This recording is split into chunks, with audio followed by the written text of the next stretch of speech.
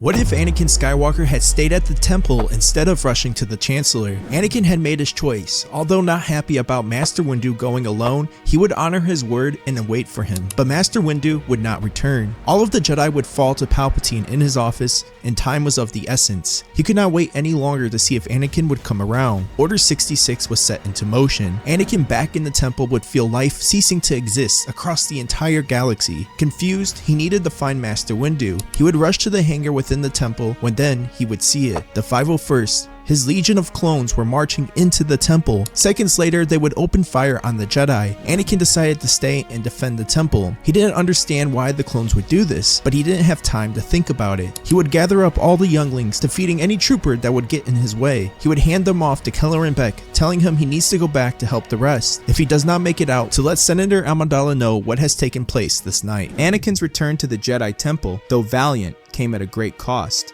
His immediate focus on the younglings' safety allowed many of the Jedi within the temple to fall before he could reach them, though he managed to assist a small number of survivors in escaping the massacre. The overwhelming power and surprise of the clone troopers' assault left little room for a broader rescue. With the temple now a beacon of sorrow and loss, Anakin's heart was heavy with the weight of what had occurred. The echoes of fallen Jedi, friends, and mentors haunted him as he made his way through the once sacred halls, now corridors of death. Yet there was no time to mourn. The urgency of the situation pushed him forward, away from the devastation and towards Padme Amidala, the beacon of hope in his tumultuous life. Upon reaching Padme's apartment, the emotional toll of the night's events was visible in Anakin's eyes. The moment Padme saw him, she knew something was terribly wrong. Without a word, she opened her arms, and Anakin, the galaxy's fiercest warrior, collapsed into them, allowing himself a moment of vulnerability. He hugged her tightly, as if trying to find solace in her presence from the chaos that had unfolded. Annie, what happened? Are you okay? I'm not sure. The clones, they turned against us. Against you? What are you going to do? I'm going to end this, but I need you to be safe. Please return home to Naboo. I need you to be okay, Padme.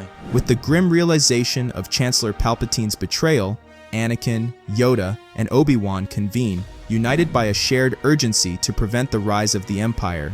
Understanding the gravity of their mission, they set forth to confront Palpatine directly in his stronghold, the very heart of his burgeoning power. As they make their approach to Palpatine's office, the corridors of power that once buzzed with the machinations of the Republic now echo ominously, a stark reminder of how quickly the forces of darkness have moved to consolidate their grip on the galaxy. The trio, each a paragon of the Jedi ideals in their own right, prepare for what may very well be the defining battle of their lives. Upon entering Palpatine's office, they find him awaiting them, his demeanor one of mock surprise that quickly shifts to malevolent amusement. So, the Jedi have come to stop me. How predictable. My power far exceeds you.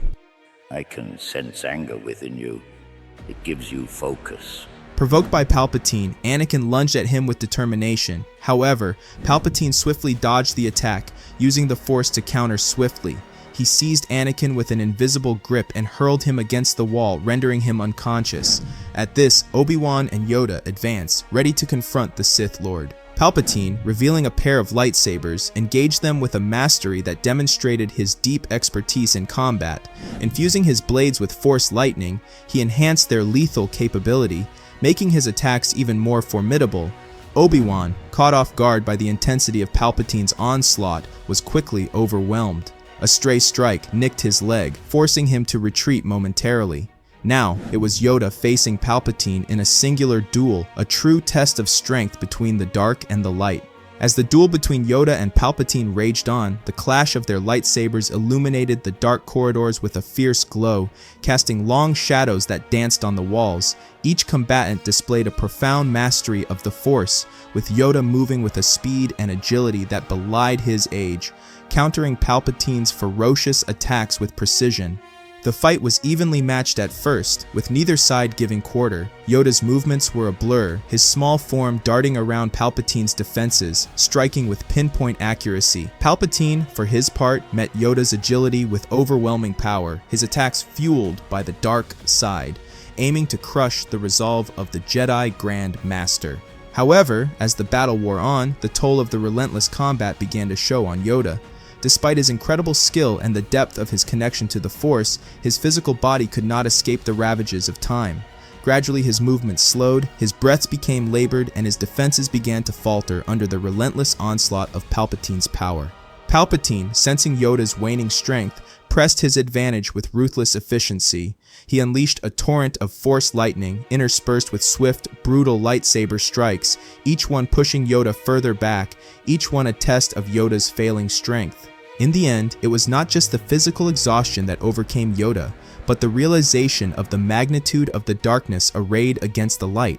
In a final, desperate effort to turn the tide, Yoda summoned all of his remaining energy for a powerful Force push, aiming to disarm Palpatine, or at least create an opening for a counterattack. But Palpatine was ready. With a sinister anticipation, he absorbed the blast with a dark side barrier, countering with a devastating wave of Force lightning that enveloped Yoda completely. Overwhelmed by the sheer power of Palpatine's attack, Yoda's body could not withstand the assault. In his final moments, Yoda's thoughts turned not to defeat, but to hope, a hope that the seeds of resistance he had helped to plant would one day grow to challenge the darkness he could not vanquish. With that last flicker of hope, Yoda succumbed to his injuries, his legacy entrusted to the future generations he had trained and inspired. Anakin stirred back to consciousness, his senses slowly returning as a familiar voice reached out to him. It was Qui-Gon Jinn. Embrace the living Force, Anakin. Let it flow through you without restraint or prejudice. Your strength lies not in your mastery of the light or the dark, but in understanding the Force as a whole. This guidance unlocked a wellspring of power within Anakin, who found himself revitalized and filled with a newfound strength. With urgency fueling his movements, Anakin swiftly made his way back to confront Palpatine.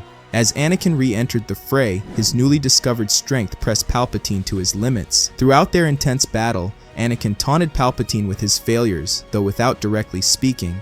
He conveyed through his actions and the force of his presence that Palpatine had failed to kill Padme, failed to lure him to the dark side, and ultimately would fail in his grand ambition to establish an empire. Each move Anakin made, each parry and thrust, was imbued with this message of defiance and triumph over darkness. This silent mockery only served to enrage Palpatine further, fueling the intensity of their confrontation.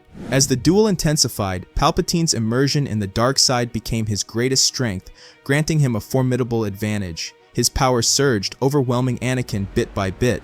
This intense focus on vanquishing Anakin, fueled by the dark side, ironically narrowed Palpatine's perception, making him oblivious to all else around him. It was in this moment of singular obsession that Palpatine delivered a critical strike, impaling Anakin with his lightsaber. However, Anakin's reaction was not one of defeat, but a knowing smile. He had foreseen this moment as an opportunity. His duel with Palpatine was a deliberate tactic to monopolize the Sith Lord's attention, exploiting his blind spot. This calculated move allowed Obi-Wan to approach Palpatine unnoticed. At the crucial moment, with Palpatine's awareness consumed by his victory over Anakin, Obi-Wan seized the opportunity, striking Palpatine from behind. Anakin's strategic foresight had turned Palpatine's single-minded aggression into his undoing. Once, Obi-Wan cradled his master, Qui-Gon Jinn, as life left him. Later, he experienced the same sorrow with his beloved Satine. Now, history repeated itself in the most heart-wrenching way as he held Anakin, his brother, his best friend, in his arms. The urgency of the moment was underscored by the blaring alarms. Time was slipping away. Amidst this, Anakin offered a reassuring smile and whispered, "It's okay, Obi-Wan," before his form dissolved into nothingness, embracing the peace of the Force. With a heavy heart, Obi-Wan hastened his departure, making a swift exit from the scene of their final encounter. In the wake of Palpatine's downfall, the galactic political landscape underwent a seismic shift. The Senate, having witnessed the extent of Palpatine's treachery and the devastation his ambition for an empire had wrought, quickly moved to distance itself from his dark legacy. The idea of an empire, once seen as a path to stability and order, now stood as a stark reminder of the cost of power unchecked by moral compass or democratic oversight. The vacuum of power and leadership left by Palpatine's demise called for a leader of integrity, vision, and a commitment to peace and democracy. It was in this critical juncture that Bail Organa, a senator known for his principled stance and dedication to the Republic's ideals, emerged as the figure many looked to for guidance and stability. His election as chancellor marked a turning point for the galaxy. Under Chancellor Organa's leadership, the Senate worked tirelessly to rebuild trust among the star systems and to restore the Republic's foundations. The focus shifted towards healing the divisions that had been exploited by Palpatine, mending the wounds of the galaxy, and laying down the groundwork for a future where such a rise to power could never again occur unchecked. In the aftermath of these tumultuous events, Obi-Wan Kenobi found himself drawn to Naboo, the serene world that had played such a significant role in the lives of those he had loved and lost. Obi-Wan, carrying his own deep sorrow, offered his support and companionship to Padme. Together, they faced the daunting task of mourning Anakin, a man who had been a hero, a friend, a lover, and a brother. But their shared grief was not the only reason for Obi-Wan's journey to Naboo. He also had a crucial mission, inspired by his final promise to Anakin and a vision for the future.